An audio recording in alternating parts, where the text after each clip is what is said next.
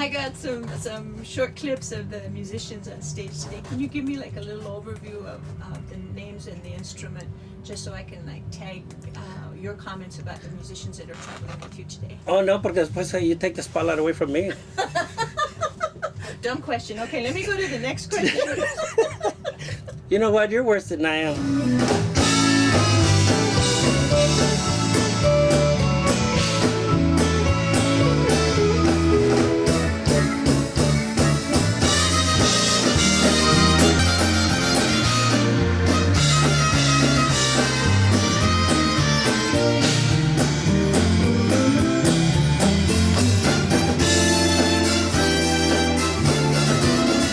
Blessed with some great talent that travels with La Familia through the years.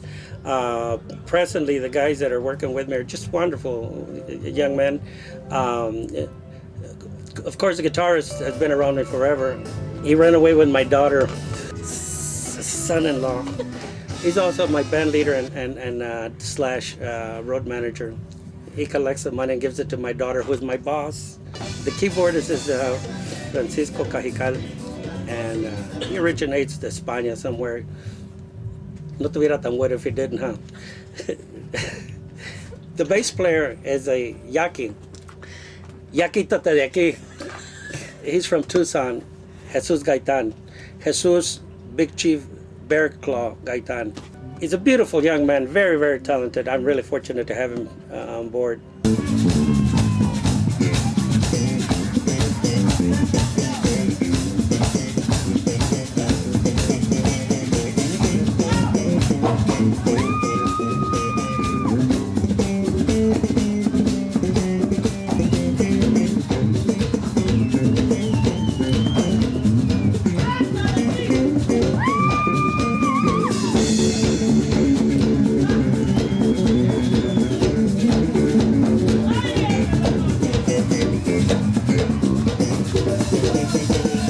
The drummer's Jess Lopez. He's from Los Angeles, California. Had his own band. He's a great vocalist. So he does singing and drum playing.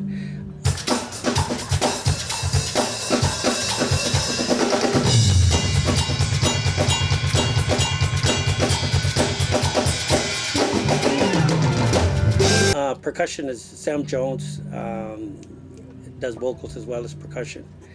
And Bill Perkins, the Yul Brynner look-alike. Sometimes I get by telling the motel people or the hotel that we have Yul Brynner with us, and they give us extra towels and that kind of stuff, you know. Sometimes even soap. You can edit all this, ¿verdad?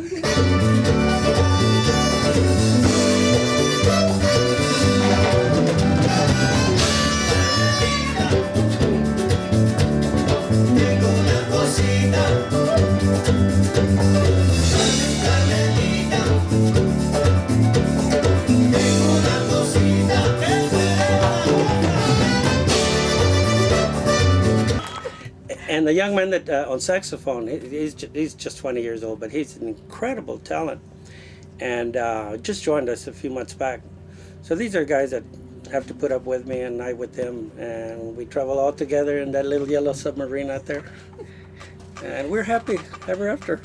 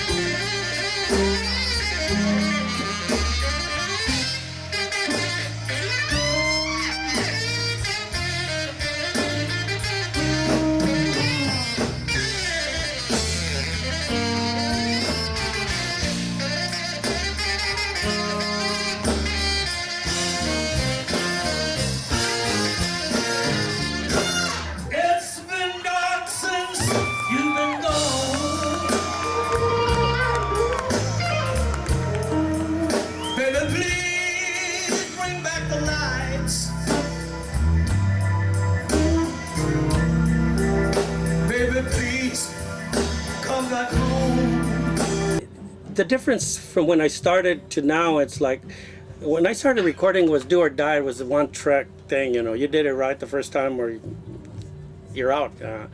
And then later, of course, there was 2 tracks, 4 tracks, 8 tracks, 16 tracks, 24 tracks, and now there's hundreds of tracks.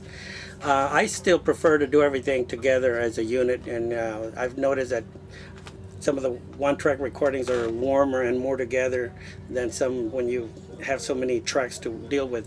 That's the technology end of it. The business has changed quite a bit. You know that the major labels are all, you know, going through some really changes, which I think is good. The business has become so big and it's worldwide, and they, you know, they can make a star overnight because of the media the way it is. In my days, we had to, you know, hustle the records out of a back of a truck or trailer or car or whatever we may be traveling in. It's gotten better in many ways, and in others, I think it's gotten more difficult. It's more competitive.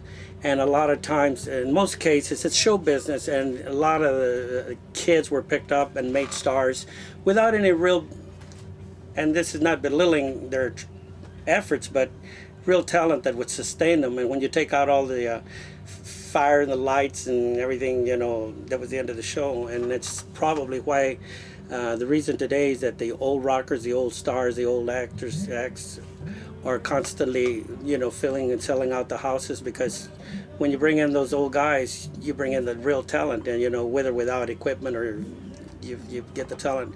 All of that has taken, has made a big difference in changing as to how the industry operates today. So I guess it depends on what side you're on. If you're one of those kids that need the lights and all that, it's good. Or I should say bad, because si se apaga. What if you get a tornado and there's no lights, no music? ¿Qué pasó? And that's happened to me. But the business goes on, you know. Ahí vamos.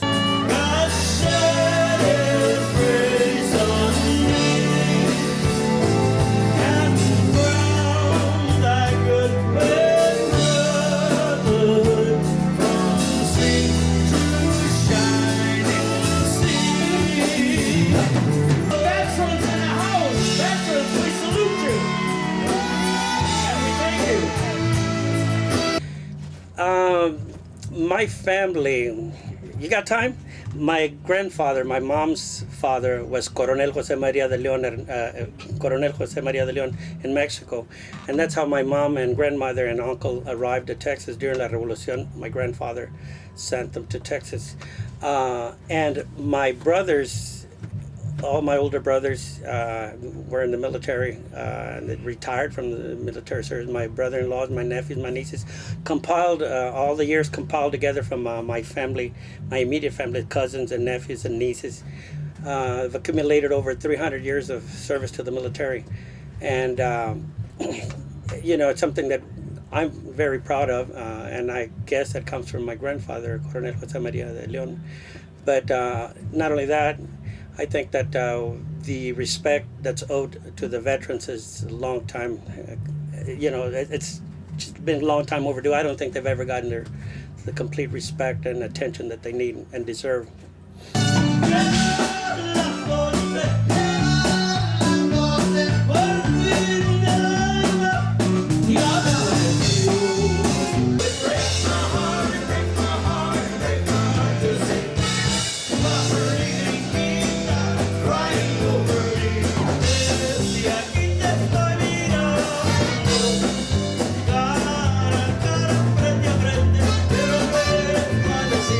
Chiquitito, vente, vente.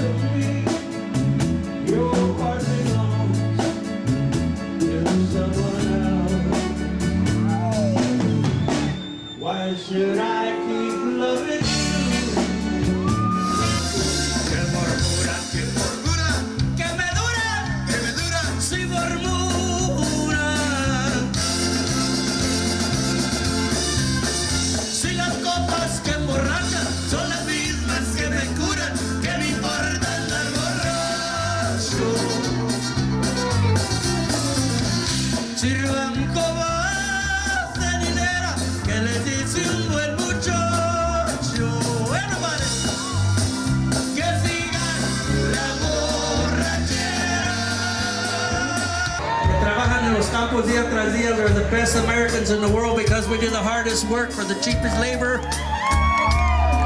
Or the cheapest pay, I should say, for our labor. And por favorcito, please, I beg you, go out and vote. Make things better for your children, my children, the future of America. Please vote. What I said, as a matter of fact, I am a cotton picker. I'm just between jobs, you know. Technology really butted me out of my work. They invented the cotton pickers and vámonos. So I started picking guitar and pockets and whatever else I could pick. And here I am. But I am from a migrant family. And I remember seeing my mom 7-8 months pregnant, pulling a sack, filling it with cotton, which we only paid a penny a pound. So see the strap in my capal from my sack, still there. But the issues with the migrant workers is something that I hold very dear and you know, close to my heart. And I became real close friends with Cesar Chavez and his family. To this day, you know, every time there's something going on, and there's always something going on, we're constantly in close in touch with each other, and I do what I can to help. And now, it is near, and so I face the final curtain. My friend, I'll say it clear. I'll state my case, of which I'm certain. I've lived a life that's full. I've traveled each and every highway, but more, much more than this, I did it my The song "I Did It My Way." Why is that part of your repertoire? You know, it's a song I never wanted to do. Just like Sigo Siendo El Rey de José Alfredo Jiménez. There's some songs that belong to the masters like Sinatra and Alfredo Jiménez. But my dear friend Cruz Bustamante, the Lieutenant Governor in California, for his inaugural requested that I do My Way. I guess he wanted it his way, so he got his way and I did my way. And the you know, the reception has just been wonderful. So I've added it to the program, and I've even recorded it live. It'd be hard to record it dead, huh? But anyway, it's part of a repertoire, and that's how that song came about. And may I say, not in a shy way. Oh no, not me. I did it.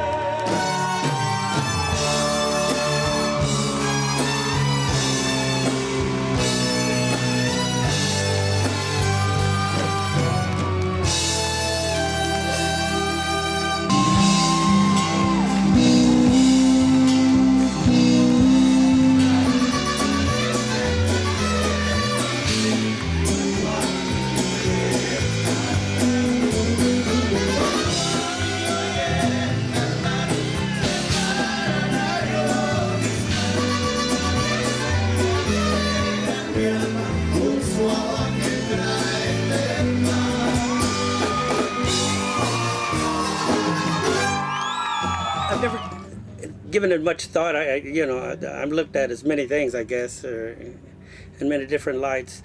But a role model, I think a lot has to do with my longevity in the business. I'm a hand-me-down commodity in the families, Chicano families. Great grandparents, and parents, and kids. And these are one of my favorite kind of shows to do, where the family unit comes out to enjoy my performance. But in terms of a role model, ¿qué es eso? Ay, Dios mío. out. And I was invited to the Smithsonian. I think I've been there 3 or 4 times. I'm really honored and proud that my music and my dad's music is in the archives. I performed there. I did a program or a clinic for students from all over the world, and I, explain Chicano music. I know today it's called Tejano, but for me it's always been Chicano music, Mexican American music in 2 languages, bicultural, bimusically, and by myself in most cases. But it was something very special, and these kind of opportunities don't always come around to so many people that are more deserving. But hey, you give it to me. You probably heard me make the statement that I was born and raised till I was 11 in a black neighborhood, and the first music I heard ever in my life was black artists that were played in the homes of my friends. And it was a totally black neighborhood except for my family and my dad's family, my grandparents, and the little jukebox joints, the bars around the neighborhood. And so that's the kind of music that I grew up listening to first. And of course, all the music that my dad and uncles and aunts made in my dad's home, they all played different instruments and they sang and, wrote songs. So that was always there. But I come from another time, the big band era. All my family enjoys music, my brothers and sisters, and they would bring home the records, the Duke Ellington and all the big bands, all the crooners, Frank Sinatra, Tony Bennett, and Nat King Cole, and all the great, musicians and singers. So all of that is part of my musical upbringing. And what I heard on the radio in those days, it was all just country music. So that's also there. And then the rock and roll era. And I just throw it all together, toss it into a salad, and we have Mexican American music. But la música mexicana, las canciones de José Alfredo Jiménez, which will always be my favorite composer, and not just mine, but I'm sure the world over, are very, very Mexican. The arrangements are very, very Chicano. I mean, you can tell that they're arranged with a blues feel to them. But las canciones son de José Alfredo Jiménez, and there's nothing better than canciones de José Alfredo Jiménez. And, when I mention mariachi, what comes to mind? Tequila, mujeres, gusto, emoción, pasión, amor, canciones, y un jerez bruto otro día. No, mariachi music to me means cultura, la cultura básica de nuestra gente. That's the base of the music, and no importa qué clase de música nos guste a nosotros los mexicanos, and we enjoy all kinds of music, the Santana, the jazz, blues, rock, everything. Pero cuando oímos el mariachi nos sale la raza, yo te mato, and that kind of stuff. No, not quite. But mariachi music brings,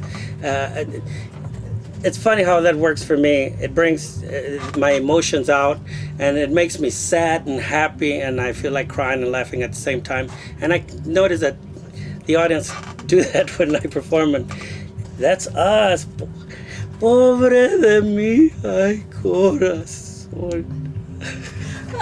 Ya no te rías. Okay, I'm serious. No estamos llorando. When you mention the venues, from going from festivals like this to Las Vegas, how different is your audience in Las Vegas when they see you there versus here? It's the same people. The fans are the same. It's my family. Todavía me están apoyando. No, I'm really fortunate that the people that grew up listening to Little Joe and the Latineers before it became Little Joe and La Familia, which I changed the name over in 1970, 71. These people grew up at the same time that I did, appreciating the same kind of music that I did. So they appreciate any kind of music that I perform for them. And that is really something special. So I get to do a little more Las Vegas type. I write material along those lines, the big band. I have to tailor my show according to my audience. And I know cuando estoy en una cantina y cuando estoy en otra cantina, they're all cantinas. Just some of them have drapes and the stage are a little nicer, but I tailor, accordingly. However, le doy un poquito de lo que es Little Joe. And a lot of times I've found out that the people really don't even know what they want until I give it to them. Try it, they might, might like it. And to me, it's the same, I appreciate performing in any and every place that I'm given the opportunity to do so. And sometimes they even pay me.